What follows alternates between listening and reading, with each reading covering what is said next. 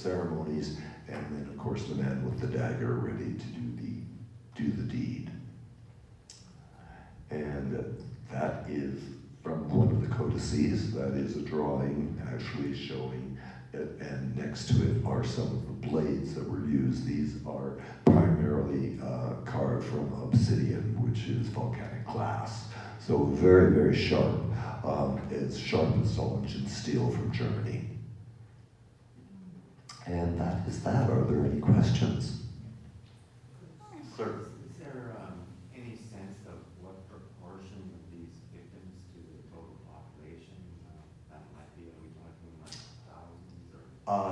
Well, whoops, excuse me. I can cite one example for you that would illustrate this. In one given ceremony that's been recorded in Aztec civilization, 20,000 were sacrificed in a single day. The streets literally ran red with blood. So I would think that in the case of a ball court ceremony, the teams usually consisted of 7 members per side, so you could expect 7 sacrifices on that given day. Does that help? The ceremony that I was talking about, the Aztec thing, was really, forget what it was that I read, but it was to one of their premier gods, but afterwards, another one of the gods that was a female god was also being revered, and the skins of many of the victims were flayed from the body and then donned by the priests officiating, and then a ritual dance would follow. So it was a little grisly. Yes, Jocelyn?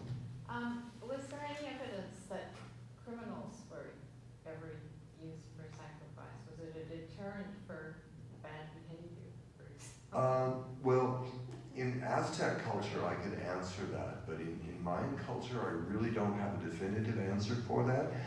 The Aztecs seem to have a much more rigid code of law in many respects, and they had methods of dealing with specific acts through even hanging, blood sacrifice, of course, and things like that, and even the severing of hands, like in Muslim culture. I think if you were caught stealing, I think they severed your right hand, as a punishment for the act of thievery.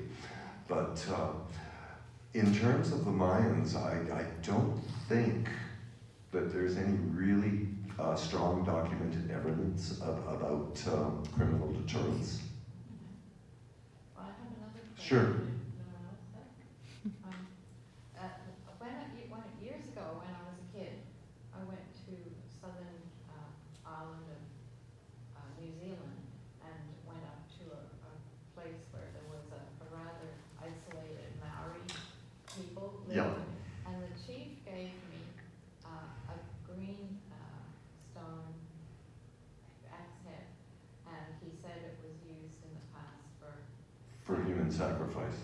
And I know the sailors, the British sailors at night in the early days, hated going to these kind of places because they were scared silly that they would become human sacrifices. Mm-hmm. And the reason that they were given in New Zealand was that they didn't have a lot of animals to kill, and they think it could have been because they needed the protein of the human flesh. And why I related to this is there's an obsidian, there's an axe head up in our exhibit, almost identical to the one I have.